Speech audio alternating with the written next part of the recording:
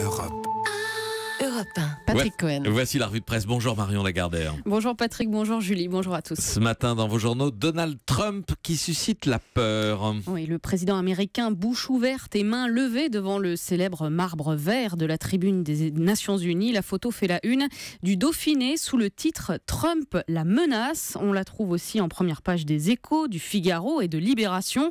Prêt à détruire totalement la Corée du Nord, Trump brandit l'apocalypse. Et vos journaux de mettre en scène le face-à-face Macron-Trump, comme Hubert Coudurier dans le Télégramme. Face au cow-boy Trump, docteur Folamour menaçant de détruire la Corée du Nord, que peut notre jeune président ? Eh bien, il peut déjà jouer l'anti-Trump. Analyse de Laurent Marchand dans Ouest France. Les grossièretés du président américain permettent à Macron d'incarner une France beaucoup moins alignée sur Washington que ces dernières années. Bref, c'est du sur-mesure, ajoute Xavier Brouet dans Le Républicain Lorrain. Macron endosse ainsi le costume de porte-parole du syndic des copropriétaires de la planète. Voilà, vue de France, la virulence du discours de Trump a au moins une vertu, celle de donner tout son relief à ce que le Figaro appelle le vibrant plaidoyer pour le multilatéralisme d'Emmanuel Macron. Notons que ce vibrant plaidoyer du porte-parole des copropriétaires de la planète relève du prisme franco-français, puisqu'aucune photo de notre président ne fait malheureusement la une de la presse étrangère. Retour en France, Marion, où la peur des cyclones fait toujours la une. Oui, les ouragans, évidemment, après Harvey, Irma et José. Maria tue en Guadeloupe, titre La Nouvelle République. Sont-ils incontrôlables ? S'interroge 20 minutes.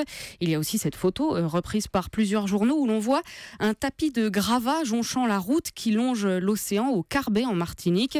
On la trouve par exemple en une de La Croix qui s'inquiète de l'impréparation des Antilles face à ce genre d'événements. Et puis, qu'est-ce qui fait peur en France ? Tout autre chose, figurez-vous, la pilule contraceptive. À vrai dire, ça fait environ un mois que les articles se multiplient sur ce sujet. Et ce matin, c'est Le Monde qui explique pourquoi les femmes délaissent la pilule. C'est qu'il y a un avant et un après décembre 2012, écrit Emeline Kazi. Cet hiver-là, une histoire marque les esprits, celle de Marion, étudiante promise à un brillant avenir et frappée par un AVC qu'elle attribue à sa pilule. Soudain, chez les femmes, c'est l'affolement. Les plaquettes sont jetées à la poubelle. Elles avaient peur de mourir, raconte une gynécologue. Dans les cabinets, on tente de rassurer. Les risques sont rares et ils sont connus, mais le discours n'imprime plus du tout. Un mouvement no pilule que les spécialistes déplorent, rappelant notamment que l'effet préventif de la pilule pour le cancer des ovaires et celui de l'endomètre n'est plus à démontrer. Des témoignages et des points de vue à lire donc dans Le Monde. Dans la presse également, il y a aussi des phénomènes politiques qui font peur. Et oui, le rouge, voyons, le rouge fait toujours peur, Patrick. Alors il y a bien Poutine en rouge donc et en une des Inrocks, mais il y a surtout Jean-Luc Mélenchon. Jusqu'où ira-t-il ? S'inquiète l'Express avec un dossier de 17 pages et ce sous-titre « Les Insoumis veulent déferler sur la France ». Du Mélenchon tout rouge aussi en une de l'Obs. La rue a-t-elle toujours raison ? Demande l'hebdomadaire, publiant en première page une œuvre de l'artiste C215 qui explique dans quel état d'esprit il a peint le visage de Mélenchon. Quand je fais un pochoir comme celui-là, je veux qu'il crée chez le spectateur une forme d'émotion. Ce portrait exprime donc une certaine ambiguïté. Mélenchon apparaît à la fois solennel et inquiétant, dit l'artiste. C'est vrai qu'il n'a pas l'air très très sympa sur cette peinture. Oui. Ça manque un peu de charme, quoi. Ça manque d'allant, on peut le dire. Page 32. Je pense qu'il va s'en plaindre. Absolument, c'est normal. Voilà.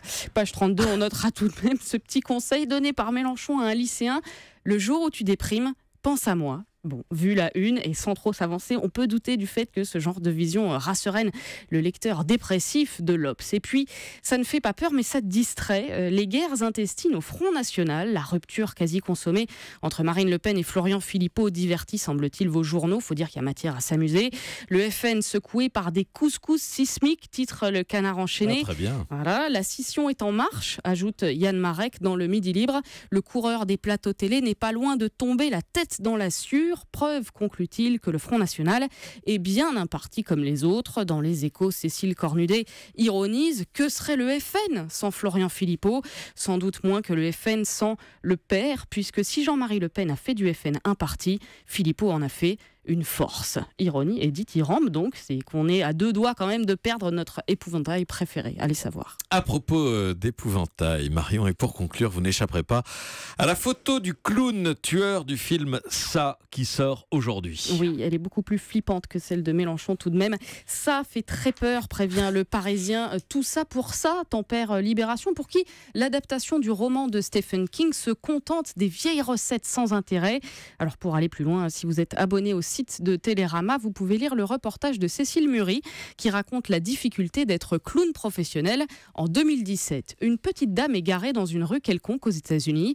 Tout à l'heure, elle ira faire le clown dans un goûter d'anniversaire, c'est son travail. Elle est déjà en costume quand soudain, 4 policiers encerclent la voiture. Les gens ont appelé pour signaler la présence d'un clown dans le voisinage. Une scène devenue habituelle et qui désole la présidente de l'Association mondiale des clowns. Les fillettes tombent amoureuses des vampires et des loups-garous, mais elles sont allergiques aux clowns. Ça alors. Elle pourra toujours se rassurer en se disant qu'il n'y a pas que les clowns, il y a aussi les déguisements de zombies, comme le rapporte Le Monde. Le Zombie Walk, la parade des zombies prévue en marge du festival du film fantastique de Strasbourg, a été annulée malgré un accord de principe de la police, écrit le journal. La préfecture a finalement donné un avis défavorable, dubitatif sur la possibilité de distinguer le vrai du faux sang. Voilà, comme quoi la meilleure façon de se faire peur, et a priori en toute sécurité, c'est encore de pouvoir s'offrir un ticket de cinéma. Merci, c'était la revue de presse de Marion Lagardère sur Europe 1. Europe 1.